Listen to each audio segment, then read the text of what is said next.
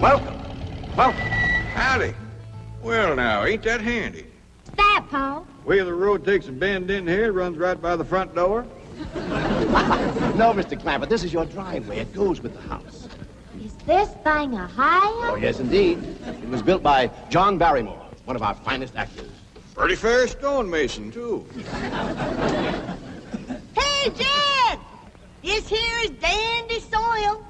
Fine, Granny. We'll commence plowing tomorrow.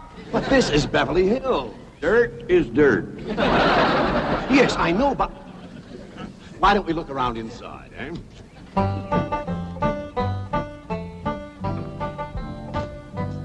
Well, here we are. I hope you're going to like this place I picked out for you. It may be a trifle larger than what you're used to, but I feel a man with $25 million in my bank should live in a manner that... Come in, this is your home.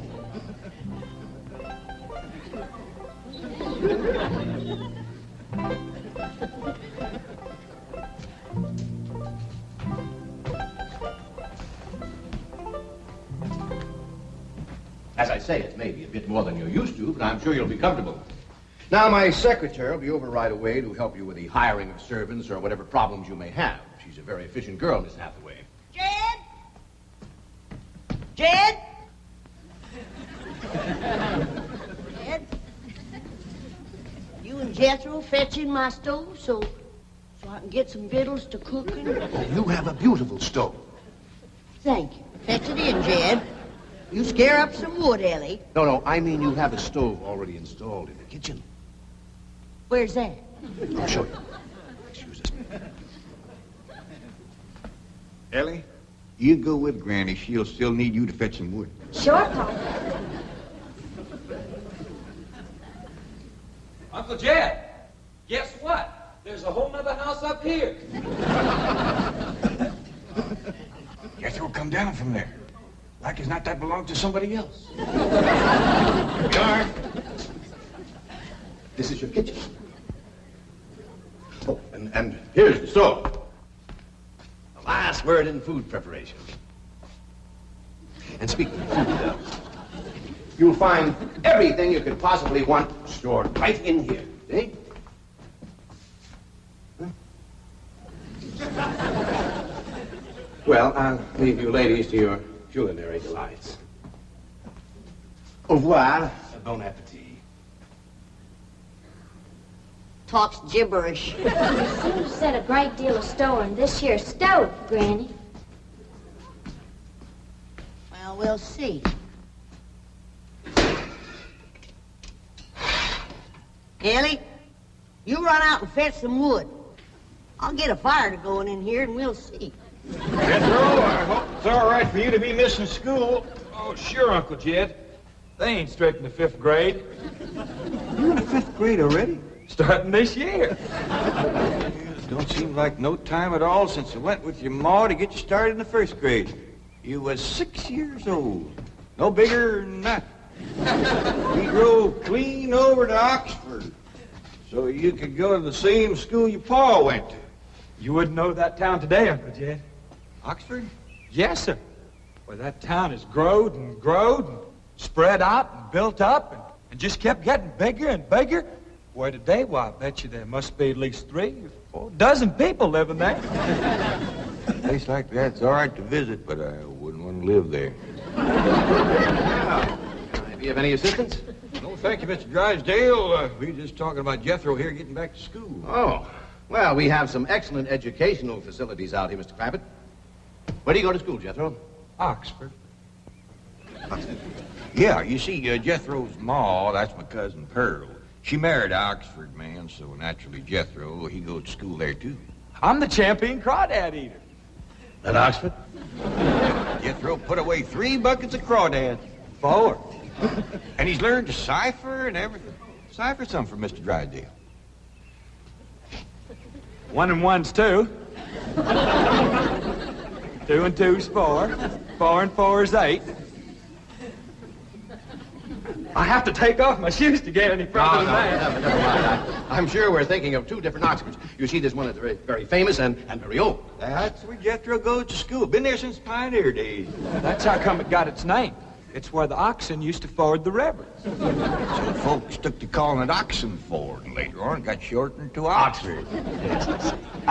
Well, I'll be running. Oh, by the way, here are your keys. My secretary should be over very soon. Well, thank you very much, Mr. Drysdale, for everything you've been doing for us. Oh, it's my pleasure, Mr. Clampett. You see, I'm not only your banker, I'm your next-door neighbor. Well, say, now ain't that nice? Well, now, why don't you bring your missus over tonight for supper, and I'll have Granny womp up a mess of grits and hog jowls. Well, you see, right now my wife is in Boston. Oh, that's too bad. When'll she be back? Not too soon, fortunately. I'll see you later. Well, thank you, Mr. Drysdale. So long. Uncle Jed, you reckon one of these days I can have me a little bitty old taste of Granny's moonshine? Now, Jethro, you know the family rule about Granny's moonshine? You get your first taste on your wedding day and not before. Well, Uncle Jed, that might be an awful long time. I ain't even got me no sweetheart. How come? Why, back home, every time I get me a girl, one of them there big fellas would take her right away from me. Maybe out here in Beverly Hills. Paul, could I please have the axe? I gotta split some wood for Granny. Fetch it, Jethro. Ain't this place got a wood pile? Not that I can find, but I found a whole row of black old dead tree trunks, pretty near as high as this height. Are they kind of big for you to tackle? Well, shucks, no, Paul. They're only this big around, and all trimmed and topped and strung together with the black rope, so as no matter which one you cut, the others keep it from falling. Somebody had a right smart idea there. Just the same, I think I'd rather have Jethro do the cutting. Oh, Paul, let me. Cutting trees and chopping logs ain't no work for a girl. I'm just as strong as Jethro.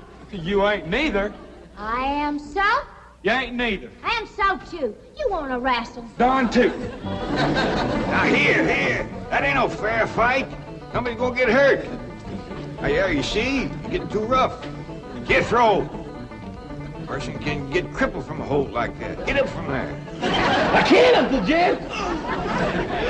You turn him loose and get up from there before I take the strap to the boot. Now, here, you get out there and chop down one of them tree trunks and saw Granny some nice logs. Yes, sir, Uncle Jed. Could have whooped you if you hadn't tripped me. Heavy? Come back here and sit down. I want to talk to you. Whooped him fair and square, and I'll do it again. You won't. That's what I want to talk to you about. Elly Mae, you're getting too big to wrestle with boys. I ain't as big as Jethro. Big that way, I mean, growed up. You're a young lady now. You gotta start minding your manners and fixing your stuff up real nice and wearing dresses. Paul, folks would call me a sissy. It ain't sissy for girls to act like girls. You see, Elly, I raised you like a boy, and I was wrong to do it. I reckon every man liked to have a son, and you was my only young'un. And when your ma passed away, I just decided to turn you into a boy. By the time Granny come to help out, you was too wild to tame. By thunder, you could outrun, outclimb, outfight, and outshoot every boy in them hills. I still can, Paul. Yeah, but it ain't fitting. It ain't right for folks to go against nature. Now look at old Duke here. Reckon we could turn him into a cat? Of course not.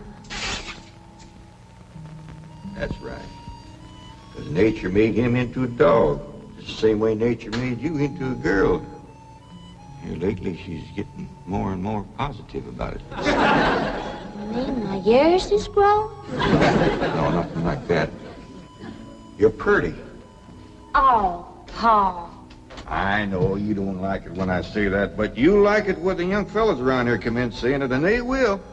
Only they'll probably be using words, fancy words I won't even understand. But Elly Mae, ain't nobody can ever tell you how pretty you really are, except me. You're the living picture of your mom.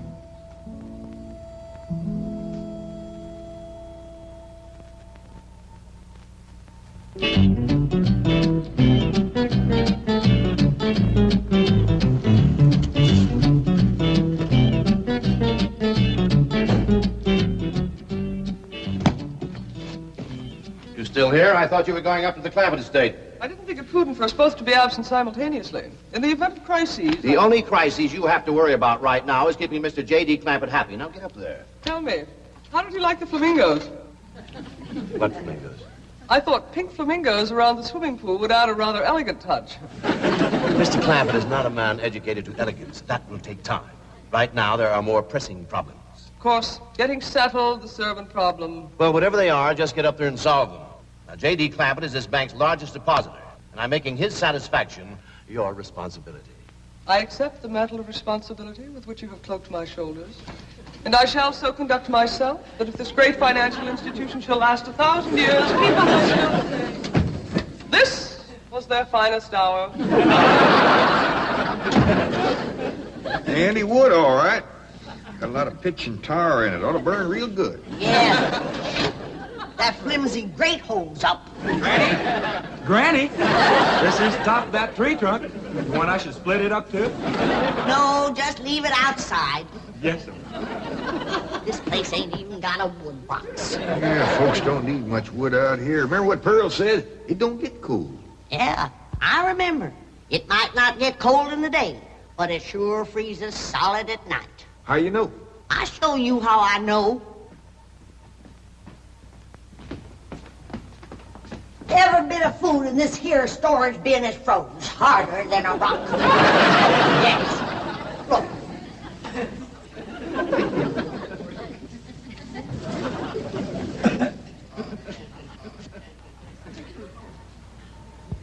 Mighty thin-skinned hog.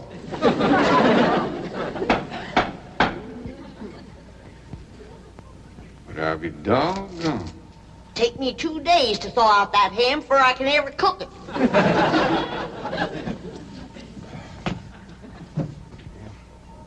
People ought to know better than store food up against the north wall. Tomorrow we'll dig us a root cellar and we put all this stuff in it. Jethro, go on out there and catch us a chicken. Okay, Uncle Jay.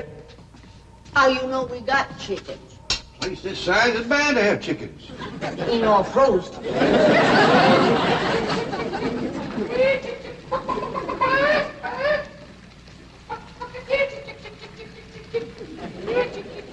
Chick, chick, chick, chick, chick, chick, chick.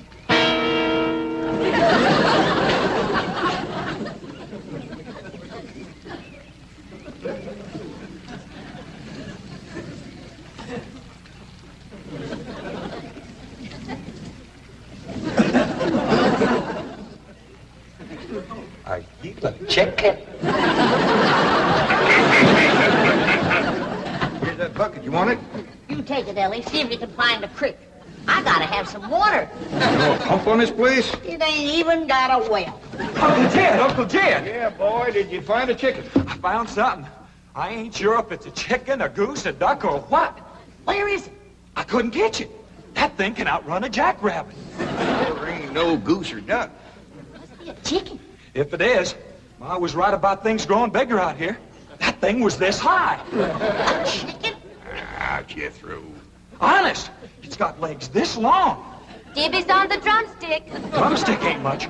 Whoever gets that neck is eating from now on. Commences here and runs plumb up to here. Jethro, you ain't forgot what I said about Granny's jug of liquor. I ain't been at Granny's jug. You have your in for it. Honest, cross my heart. Where'd you see this chicken? Down by the cement pond. Cement pond. Uncle Jed, that pond is the fanciest thing you ever did see. Why, they are steps, so's the cattle can walk right down into it and get a drink. And up at one end, there's a lady standing there made out of rock. And she's a pouring water out of a jar right into that cement pond. Oh.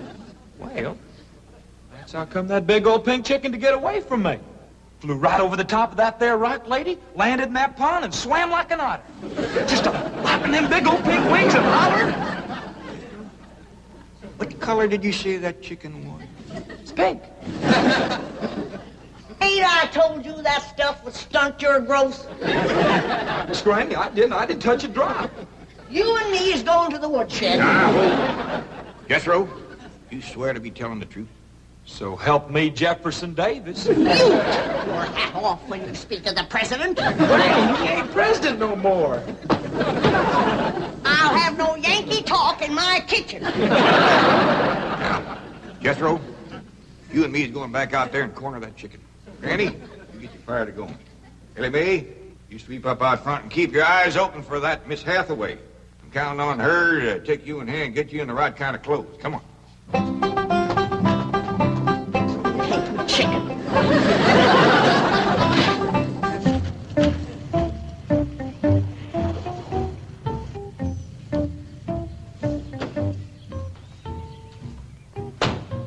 You there, young man. I ain't a young man, but I sure do thank you for thinking so. Good heavens, you're a girl. Yeah. I'm Jane Hathaway, executive secretary to Mr. Drysdale. And you, I take it, are a domestic of some sort? Cleaning girl, housemaid? Just what are your duties with Mr. Clampett? Well, he sent me out here to sweep up, but he said you'd take me in hand and get me in the right kind of clothes and everything. Indeed, I shall. We have a complete servant's wardrobe from chef to chauffeur. Come with me. What in the name of Thomas Chippendale is this? Has Mr. Clampett seen this disgraceful and unsightly mound of debris? Oh, yes, ma'am. This is all his. Oh, what charming antiques. Just like you said, Jethro. Rock lady pouring water into a cement pond. Yes, sir.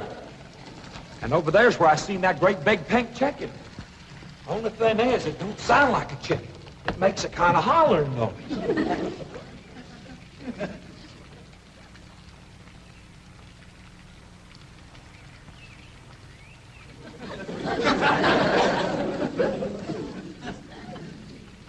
Reckon you'd make a hollering noise, too, if you was to lay egg like that. Man, oh, man.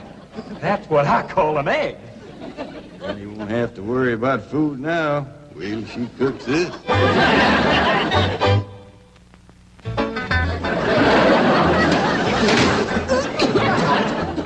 That blame city stove don't draw worth nothing. Granny, look at this egg. What's all the smoke? Stove don't work. Probably just a stuffed-up flue. Ain't got a flue, ain't even got a stovepipe. Well, I'll get the shovel and a hoe and rake it out of there. You keep this egg.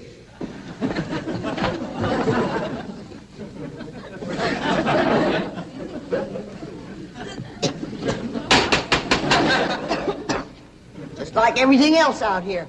Froze solid.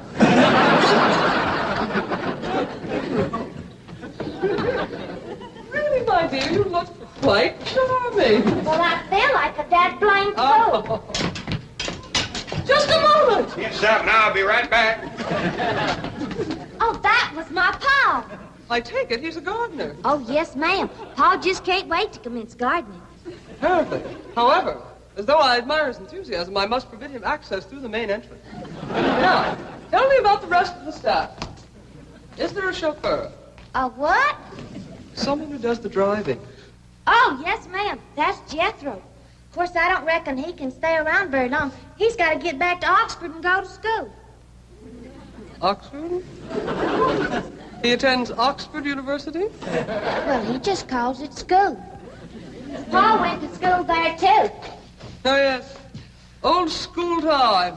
Great pride, those Oxford men. Sorry I couldn't stop before. Granny was having trouble in the kitchen. Pa, do I have to wear this here stuff that Miss Hathaway... No, there can be no appeal from Mr. Clampett's orders. Thank you, ma'am. Glad to see you taking the firm hand. Elly Mae, that's right pretty. Makes you look taller. She's got me walking on pegs. We'll run in and show Granny. And get rid of those old clothes, dear. Granny, I presume, is the cook. Yes, ma'am, but she ain't too happy about it right now. I shall deal with her directly.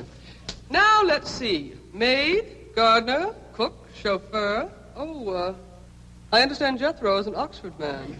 You bet he is. I'm quite anxious to meet him. Don't blame you. Fine-looking young feller. Single, too. And he's on the lookout for a girl. I am only interested in the intellectual rapport which I would naturally have with an Oxford man. I presume you went to Eton as a boy. If I know Jethro, he went to Eton the minute he was born. Yes, of course. I suppose his father matriculated him. I kind of think maybe it was his ma. Oh, well, no matter. At any rate, he's an eating man. That he is. Matter of fact, Jethro won the eating championship. How marvelous. What was he champion of? Eating. Yes, I know. But what was it? Cricket? Oh, no, it was crawdad. I don't think even Jethro would eat crickets. I was referring to the game. Kid, where's the axe? I bet you, Granny, you talk to Miss Hathaway. And just why does Cook need an axe? I've hit this with everything I could lay a hand to. I even whomped it with an iron skillet. You are supposed to hit it with a croquet mallet. All right, where is it? I don't think I'll tell you. There is a time for work and a time for play. Now then, what are we cooking for Mr. Clampett? Well, I don't know what you're cooking him, but if he wants any victuals from me, somebody better shoot a possum. Possum? You got a better idea? But of course, a nice big fluffy souffle. All right.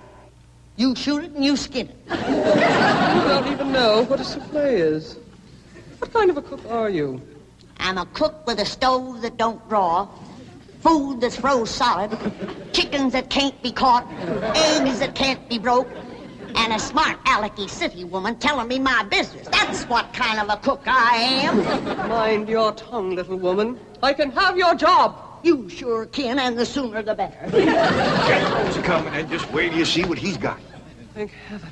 Now I can have an intelligent conversation. Look, Granny, I caught that big chicken. I hope it ain't as tough as its egg. That is a flamingo. Oh, no, ma'am. That's my nephew, Jethro. Jethro, say hello to Miss Hathaway. I didn't mind him. This the ding dangest chicken you ever did see. You go to school at Oxford? Yes, ma'am. I'm in the 5th grade. Stop dragging and break that chicken's neck. Elly, babe! No, stop, you barbarians. Don't harm one feather of that beautiful bird. I've taken just about as much as I'm going to take from you. Yeah, Granny. Elly, you get the fire going under the big kettle outdoors. Young lady, where is your maid's uniform? I ain't going away. Oh, yes, you are. No, I ain't. Oh, yes, you are, if I must subdue you forcefully. I wouldn't try Hang that. on, let go! Let go! Tried to tell you. Let me out. You trust me. I'll set on her, Elly. You get the fire to go. Now, here, Granny. Come on, let her up. Get off of her. You are discharged. All of you. Sacked. Fired. And you are the most incompetent, insubordinate, belligerent group of domestics it has ever been my misfortune. Hathaway! Ah, Chief, you're just in time to help me take disciplinary action. You're fired. I've already told them. Not them, you. These people are the Clampetts. Clampett? Yes, that's right. Now go back to the office and pick up your severance pay. You are through. Now, Mr. Drysdale, hold on a spell. I reckon there's been a kind of a misunderstanding. But this little lady's been a right big help to us. Why, she fit in just like one of the family. Matter of fact, her and me is going out hunting. Ain't that right, Miss Hathaway? Yes, indeed. Yeah. Jethro, you can take that pink chicken back out to the cement pond. We're going out and shoot us a nice, big, fluffy souffle.